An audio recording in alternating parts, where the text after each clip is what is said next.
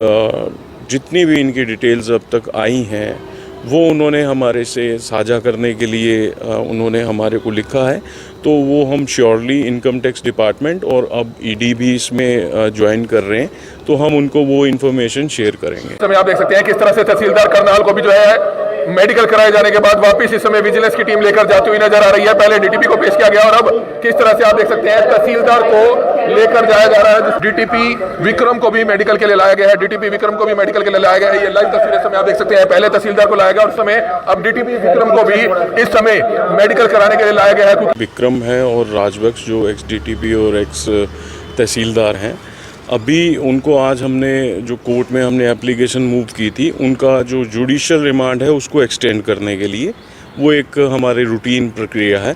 और उसके बाद हमने डीटीपी का जो विक्रम है उसका हमने वॉइस सैम्पलिंग और हैंड राइटिंग स्पेसिमेन लेने के लिए हमने कोर्ट से परमिशन मांगी थी, जो कोर्ट ने अलाउ कर दी है। सर, पिछले दिनों जब दोनों का रिमांड लिया गया था, 11 दिन का डीटीपी का रहा था और 6 दिन का, तकरीबन 5-6 दिन का तहसीलदार का रहा था, उस दौरान रिमांड में जो और लोगों के नाम सामने आए थे, क्या उनमें से किसी पे गिरफ्तारी हुई है, किसी को पूछताछ के लिए बुलाया हो? अभी पूछताछ के लिए बुलाने के लिए हम उनको मैसेज किए हैं, बट अभी वो अपने ऑफिस में किसी डर की वजह से नहीं आ रहे या और भी कोई अन्य कारण हो सकते हैं। तो अभी सिर्फ हमारा जो फोकस था कि इनका जो डाटा है उसको अच्छे से कलेक्ट कर लिया जाए, जितने भी एविडेंसेस हैं उनको ले लिया जाए। और दूसरा, मैं आपके माध्यम से दोबारा अपील भी करना चाहूँगा सभी लोगों से कि इनके बारे में अगर आपको कोई अलग से ऐसी सूचना है जो हमारे को अभी तक नहीं मिल पाई है या आप लोगों द्वारा दी जानी है, वो हमारे को आप शेयर कर सकते हैं। सर, इस बारे में हमने भी तहसील कार्यालय का निरीक्षण किया था। ऐसे बहुत से कर्मचारी अधिकारी हैं जो आए फिर छुट्टी पर चले गए, आए फिर छुट्टी पर चले गए। उनमें से एक है टीआरए, कोई जो अकाउंटेंट हैं, वो भी क्या छुट्टी पर चल रहे हैं, लंबी छुट्टी पर चल रहे हैं? उनको भी शामिल जांच के लिए कोई भेजा था आपने? देखिए, अभी उन सबको हमने शामिल जांच करना है। उनको हम अभी जाके उनको कॉल भी किया है। मैंने खुद भी नायब तहसीलदार जो यहाँ के हैं, राहुल बुरा है, उनको मैंने खुद कॉल करके उनको कहा था कि जितने भी आपके डीड राइटर्स हैं और जितने भी आपके ये क्लर्क्स हैं जिनका नाम और अर्जी नवीस का नाम आ रहा है, आप उनको एक बार लेके आइए ताकि अपना पक्ष तो रखें। हम उनको खुले मन से कह रहे हैं कि आप अपना आके पक्ष रखो। कोई आरोप हैं, कुछ गलत हो सकते हैं, कुछ सही हो सकते हैं, आप आके अपना पक्ष रखिए, हम सुनने को तैयार हैं। इनको अभी अंदर डाला हुआ है, अभी इनकी जमानत भी नहीं हो रही है। इनको अभी अंदर डाला हुआ है, अभी इनकी जमानत भी नहीं हो रही है। बताया जा रहा है 100 करोड़ रुपए इन्होंने जोड़ दिया, लेकिन आगे जांच ठंडे बस्ते में चलेगी। कहीं ठंडे बस्ते में नहीं जाएगी, कहीं जाएगी नहीं। विजिलेंस को हमने दे दिया है, विजिलेंस के लोग इसको पूरी इंक्वायरी करेंगे। इनको अभी अंदर डाला हुआ है, अभी इनकी जमानत भी नहीं हो रही है। इसलिए सुनिए, अगली लिस्ट क्या है? अगली लिस्ट है हमारे पास। जो सबूत आप देते रहेंगे वो लिस्ट हमारे पास है, आप उनको सबूत देते रहो। इस समय की बड़ी खबर हरियाणा के करनाल से आप देख रहे हैं। हर कोई जानना चाहता है कि आखिरकार रिश्वतखोर डीटीपी और तहसीलदार मामले में क्या कुछ अपडेट है, लेकिन हम आपको बताना चाहेंगे कि 14 दिनों का जुडिशियल रिमांड जो है दोनों का खत्म हो गया था और आज जो है उनको पेश किया गया था। इस मामले में क्या कुछ अपडेट है, इस बारे में बातचीत करने के लिए जो विजिलेंस के जो इंस्पेक्टर हैं, इंस्पेक्टर सचिन, वो इस समय विजिलेंस कार्यालय से सीधा हमारे साथ जुड़ रहे हैं। हमारी सिर्फ आप सभी से अपील रहेगी कि ज्यादा से ज्यादा लोग इस वीडियो को जरूर शेयर कीजिएगा। कुछ नया अपडेट इसमें निकलकर सामने आया है, क्या कुछ बताना चाहेंगे सचिन जी? क्या कुछ इस मामले में अपडेट निकलकर आया है? दोनों को आज पेश किया गया, तहसीलदार राजबख्श को और डीटीपी विक्रम को। क्या कुछ हुआ कोर्ट में और क्या कुछ आपकी तरफ से कोर्ट में अपनी बात रखी गई? क्या कुछ सैंपलिंग आप द्वारा मांगी गई कि सैंपल लेने हैं वॉइस के और हैंड राइटिंग के? इस पर क्या कहना चाहेंगे? जी, इसमें ऐसा है, उनको ऑलरेडी हम जुडिशियल कस्टडी में भेज चुके हैं। जो विक्रम है और राजबख्श जो एक्स डीटीपी और एक्स तहसीलदार हैं, अभी उनको आज हमने जो कोर्ट में हमने एप्लीकेशन मूव की थी, उनका जो जुडिशियल रिमांड है उसको एक्सटेंड करने के लिए वो एक हमारे रूटीन प्रक्रिया है। और उसके बाद हमने डीटीपी का जो विक्रम है उसका हमने वॉइस सैम्पलिंग और हैंड राइटिंग स्पेसिमेन लेने के लिए हमने कोर्ट से परमिशन मांगी थी, जो कोर्ट ने अलाउ कर दी है। जिसको आगे जिसको भी वो हमें ऑर्डर्स में मार्क करेंगे, वहाँ पे जाके उनके स्पेसिमेंस लेंगे और वॉइस सैम्पलिंग लेके फिर उनको मिलान के लिए भिजवाया जाएगा। सर, पिछले दिनों जब दोनों का रिमांड लिया गया था, 11 दिन का डीटीपी का रहा था और 6 दिन का, तकरीबन 5-6 दिन का तहसीलदार का रहा था, उस दौरान रिमांड में जो और लोगों के नाम सामने आए थे, क्या उनमें से किसी पे गिरफ्तारी हुई है, किसी को पूछताछ के लिए बुलाया हो? अभी पूछताछ के लिए बुलाने के लिए हम उनको मैसेज किए हैं, बट अभी वो अपने ऑफिस में किसी डर की वजह से नहीं आ रहे या और भी कोई अन्य कारण हो सकते हैं। तो अभी सिर्फ हमारा जो फोकस था कि इनका जो डाटा है उसको अच्छे से कलेक्ट कर लिया जाए, जितने भी एविडेंसेस हैं उनको ले लिया जाए। और दूसरा, मैं आपके माध्यम से दोबारा अपील भी करना चाहूँगा सभी लोगों से कि इनके बारे में अगर आपको कोई अलग से ऐसी सूचना है जो हमारे को अभी तक नहीं मिल पाई है या आप लोगों द्वारा दी जानी है, वो हमारे को आप शेयर कर सकते हैं। दूसरा, जो हमारी इनकी प्रॉपर्टी डिटेल्स हैं एक्स डीटीपी विक्रम की और एक्स तहसीलदार राजबख्श की, हमारे को ईडी डिपार्टमेंट की तरफ से एक मैसेज है। जो भी इनकी प्रॉपर्टी डिटेल्स और जितनी भी इनकी डिटेल्स अब तक आई हैं वो उन्होंने हमारे से साझा करने के लिए उन्होंने हमारे को लिखा है।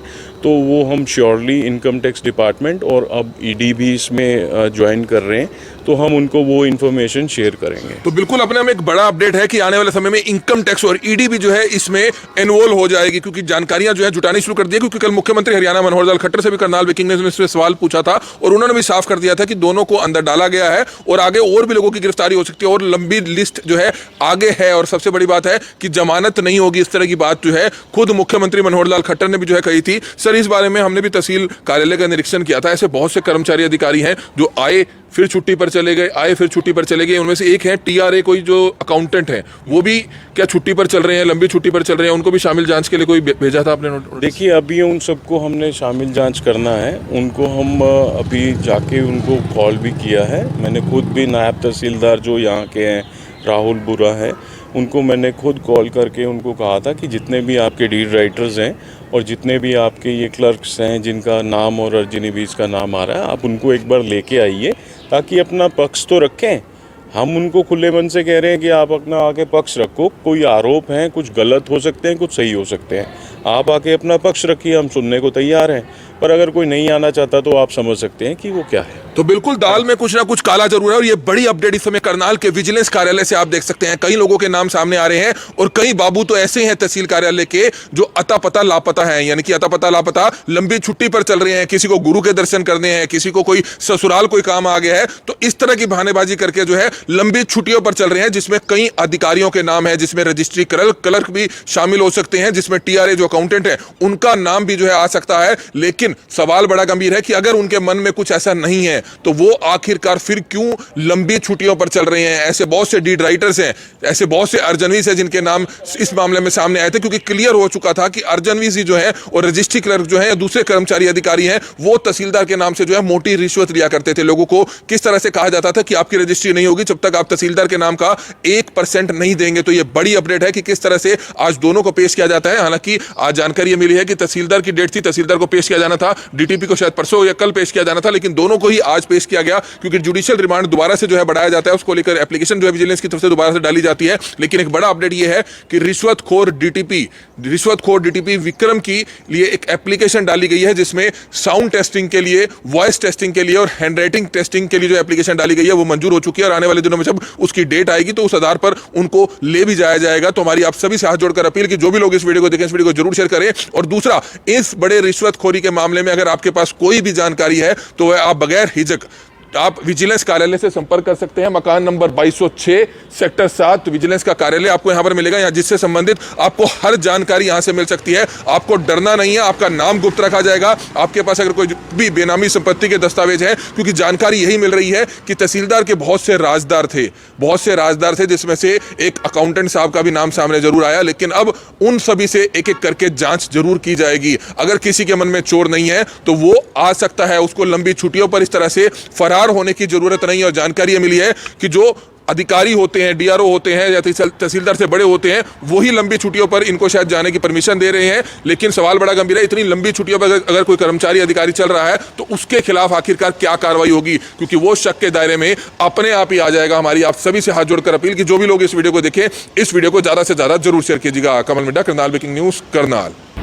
इस समय की बड़ी खबर आप देख सकते हैं, करनाल कोर्ट में इस समय मौजूद है। हम आपको बताना चाहेंगे कि तहसीलदार और डीटीपी गिरफ्तारी मामले में कई बड़े अपडेट हैं, जो सबसे पहले करनाल ब्रेकिंग न्यूज आपको दे रहा है। इस समय करनाल के सेक्टर 12 में स्थित कोर्ट में मौजूद है, जहां पर अभी कुछ ही देर पहले करनाल में तहसीलदार और डीटीपी दोनों को जो है पेश किया जाता है। गौरतलब है कि जुडिशियल रिमांड में चल रहे हैं, दोनों का रिमांड पहले खत्म हो गया था और 14 डेज के लिए जुडिशियल में भेज दिया था और आज दोबारा से उनको पेश किया जाता है। और जानकारी जो मिली है, इसमें अपडेट्स जो आई हैं वो हैरान कर देने वाली है। कहीं ना कहीं उससे जो आरोपी हैं ये इनके होश जरूर उड़ जाएंगे, क्योंकि इस मामले में अब ईडी और इनकम टैक्स भी जो है शामिल होती हुई नजर आ रही है। ईडी और इनकम टैक्स की जो टीमें हैं वो भी अपनी जो रिपोर्ट्स हैं, वो विजिलेंस से जो जानकारियां हैं वो जुटाने लग गई है। तो आने वाले दिनों में और भी बड़े खुलासे हो सकते हैं, क्योंकि करोड़ों रुपए की बेनामी संपत्ति से जुड़ा मामला है। इतना तो कल करनाल पहुंचे हरियाणा के मुख्यमंत्री मनोहर लाल खट्टर ने भी साफ कर दिया था, जब करनाल ब्रेकिंग न्यूज ने सवाल पूछा था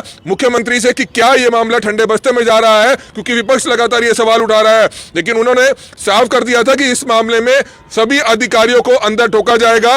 लिस्ट अभी बहुत लंबी है और दूसरा, जमानत किसी को नहीं मिलेगी, क्योंकि चर्चाएं लगातार ये चल रही थी कि शायद 1 या 2 पेशी में, क्योंकि तहसीलदार रेड हैंडेड नहीं पकड़े गए हैं, उनके पास से ज्यादा माल रिकवर नहीं हुआ है, शायद उनकी जमानत हो जाए। लेकिन कल खुद प्रदेश के मुख्यमंत्री मनोहर लाल खट्टर ने यह साफ कर दिया है कि तहसीलदार की जमानत नहीं होगी, आरोपी डीटीपी की जमानत नहीं होगी, किसी की भी जमानत नहीं होगी। और सबसे बड़ी बात है कि पर्याप्त मात्रा में सबूत विजिलेंस के हाथ लग चुके हैं, लेकिन हर कोई जानकारी विजिलेंस भी साझा नहीं कर सकता है। और दूसरी बड़ी अपडेट यह है कि विजिलेंस की तरफ से आज करनाल कोर्ट में जो एप्लीकेशन डाली जाती है वो ये है कि डीटीपी विक्रम की वॉइस टेस्ट के लिए और हैंडराइटिंग टेस्ट करानी है, जिसको लेकर जो है उनको मंजूरी मिल गई है। और जल्द ही जो है उनको जब एप्लीकेशन आएगी जहां से उन्होंने टेस्टिंग करानी है, शायद हो सकता है कि मधुबन लैब या हरियाणा पुलिस अकेडमी में जो लैब है, एफएसएल लैब है, उनमें से किसी में से करानी है। और उनके जब लेटर आ जाएगी तो उसके बाद उनको जेल से ले जाया जा सकता है उस सैंपलिंग के लिए, उस टेस्ट के लिए। तो हमारी आप सभी से हाथ जोड़कर अपील रहेगी कि जो भी लोग इस वीडियो को देखें, इस वीडियो को जरूर शेयर कीजिएगा, क्योंकि अपने आप में कई हैरान कर देने वाले मामले ये भी हैं कि अभी तक सिर्फ रिश्वतखोर डीटीपी और तहसीलदार की गिरफ्तारी होती है। हालांकि डिस्क्लोजर रिपोर्ट में कई अर्जनविसों के नाम सामने आए थे, रजिस्ट्री क्लर्क के सामने आए थे, तहसील कार्यालय से जुड़े हुए कई अधिकारियों के कर्मचारियों के नाम सामने आए थे, और कहीं तो अता पता लापता चल रहे हैं, यानी कि अभी भी गायब चल रहे हैं, लंबी छुट्टियों पर चल रहे हैं। किसी के पेट में दर्द की शिकायत है, किसी को ससुराल जाना है, किसी को बाबा जी के दर्शन करने जाना है, इस तरह के बहाने बताकर जो है तहसील कार्यालय से छुट्टी ले लेते हैं, या छुट्टी पर जाने के बाद, फरार होने के बाद अपनी छुट्टी लगा देते हैं। लेकिन कहीं ना कहीं हमको बताना चाहेंगे कि जब तहसीलदार साहब की गिरफ्तारी हुई थी, उसके बाद हड़कंप मच गया था करनाल तहसील में। कई दिन तो रजिस्ट्रियां नहीं हुई थी, और नायब तहसीलदार के सामने वाले कमरे के और रजिस्ट्री क्लर्क के ऐसे बहुत से कर्मचारी अधिकारी थे जो लंबी छुट्टियों पर चले गए थे। जानकारी ये भी मिली है कि कुछ दिन आए, 1 या 2 दिन आए, फिर लंबी छुट्टी पर चले गए, क्योंकि सबसे ज्यादा राजदार जो है तहसीलदार के, वो कुछ खास कर्मचारी, कुछ खास अर्जनविसी जो है बताए जा रहे हैं। और अगर विजिलेंस उनसे सख्ती से पूछताछ करती है तो कई हैरान कर देने वाले मामले निकलकर सामने आ सकते हैं। सबसे बड़ी बात है कि तहसीलदार और डीटीपी की तो प्रॉपर्टी की जांच हो ही रही है, लेकिन अगर उन तमाम लोगों की हरियाणा सरकार जांच करवाए तो निश्चित तौर पर आने वाले दिनों में हैरान कर देने वाले खुलासे होंगे कि उन कर्मचारी अधिकारियों के पास भी करोड़ों रुपए की प्रॉपर्टी है, जो उन्होंने अपने बच्चों के नाम से करा रखी है, बच्चों को बड़े बड़े कॉलेजों में दाखिला करा रखा है। लेकिन हैरान कर देने वाली बात है कि आखिरकार उनकी कब तक गिरफ्तारी होती है, या कब तक उनको शामिल जांच किया जाता है, क्योंकि कई लोग ऐसे हैं जो अभी भी बचते हुए नजर जरूर आ रहे हैं, जो सालों से इसी तहसील कार्यालय में, डीटीपी कार्यालय में टिके हुए हैं। दूसरा, अभी कोई तहसीलदार की नियुक्ति नहीं हुई है, जिस कारण अकेला काम अभी नायब तहसीलदार जो है वो संभाल रहे हैं, और दूसरा, डीटीपी के ना आने के कारण ऐसे बहुत से काम अभी भी लंबित चल रहे हैं। हालांकि पिछले दिनों करनाल के उपायुक्त जो है अनीश यादव, उनसे हमारी बात हुई थी, उन्होंने कहा था जल्दी जो है डीटीपी की ज्वाइनिंग हो जाएगी, लेकिन शायद अभी तक नए डीटीपी की ज्वाइनिंग नहीं हुई है। तो ये बड़ी खबर इस समय आप करनाल के कोर्ट परिसर से आप देख सकते हैं, जहां पर आपको एक बड़ा अपडेट दे कि अभी कुछ ही देर पहले आरोपी तहसीलदार और डीटीपी को पेश किया जाता है, क्योंकि 14 दिनों के लिए उनकी जो जुडिशियल कस्टडी थी वो खत्म हो गई थी। 14 दिनों का जो जुडिशियल रिमांड था वो खत्म हो गया था, तो दोबारा जो आज तारीख थी उसमें दोबारा से पेश किया गया और दोबारा से जुडिशियल रिमांड के लिए भेज दिया गया है। और एक और लेटेस्ट अपडेट ये है, हैरान कर देने वाला अपडेट है, कि इस मामले में अब ईडी और इनकम टैक्स भी शामिल होती हुई नजर आ रही है, जिससे कहीं ना कहीं जो दोनों आरोपी हैं, जो दोनों रसूखदार आरोपी रहे हैं, उनकी मुश्किलें आने वाले दिनों में और ज्यादा बढ़ सकती है। अब हैरान कर देने वाली बात यह है कि आखिरकार लंबी छुट्टियों पर चल रहे लंबी छुट्टियों पे चल रहे दूसरे कर्मचारी अधिकारियों के बारे में भी अगर आपके पास कोई भी जानकारी है वो आप हमसे भी साझा कर सकते हैं, विजिलेंस से भी साझा कर सकते हैं, प्रशासनिक अधिकारियों को भी दे सकते हैं, पुलिस के एसपी जो है करनाल के गंगाराम पुनिया उनको भी दे सकते हैं। लेकिन सबसे बड़ी बात है कि अगर आपके पास कोई महत्वपूर्ण जानकारियां हैं तो आप विजिलेंस के एसपी जो राजेश फोगाट है सीधा उनसे साझा कीजिए, आपका नाम गुप्त रखा जाएगा। हमें पक्का विश्वास है कि विजिलेंस इस मामले में अपना काम पूरी ईमानदारी से जरूर कर रही है, लेकिन एक प्रश्न चिन्ह सिर्फ ये खड़ा हो जाता है कि आखिरकार तहसील कार्यालय से जुड़े दूसरे जो वरिष्ठ अधिकारी हैं, क्योंकि ऐसा नहीं है कि सिर्फ तहसीलदार ही इस मामले में रिश्वत दिया करते थे, जबकि ये बात सामने हो गई थी कि तकरीबन 10 से 15 डीड राइटर्स हैं जिनके पास भी करोड़ों रुपए की संपत्तियां हैं, जिन्होंने इसी रिश्वतखोरी के काम से कमाई है। उन लोगों पर आखिरकार कार्रवाई क्यों नहीं हुई?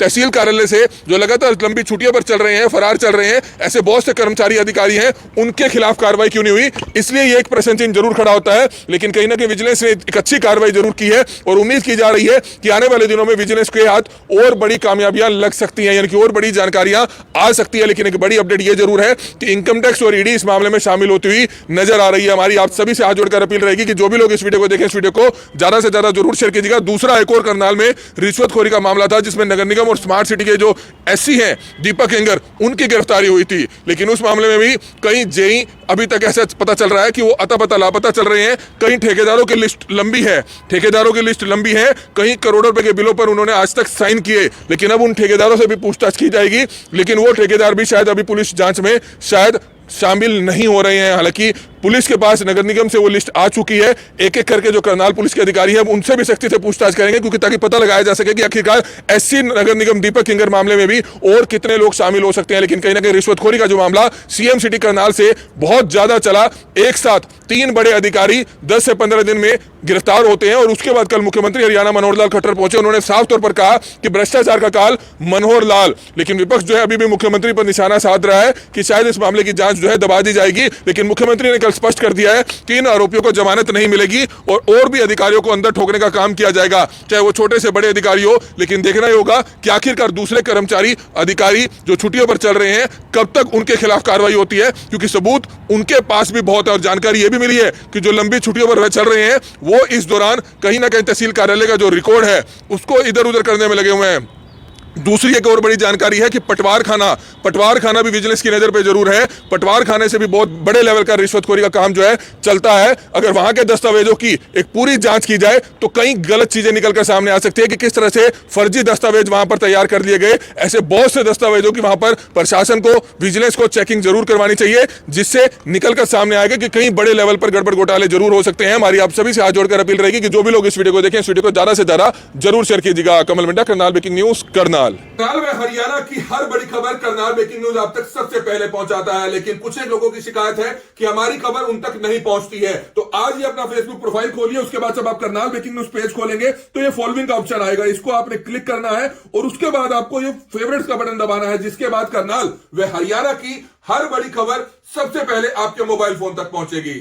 करनाल में हरियाणा की हर बड़ी खबर अगर आप चाहते हैं आपके पास सबसे पहले पहुंचे तो आज ही अपना मोबाइल फोन ओपन कीजिए, उसमें प्ले स्टोर में जाइए और करनाल ब्रेकिंग न्यूज की जो हमारी न्यूज ऐप है उसको डाउनलोड कीजिए, उसको इंस्टॉल कीजिए, ताकि करनाल व हरियाणा की हर बड़ी खबर आप तक सबसे पहले पहुंचेगी।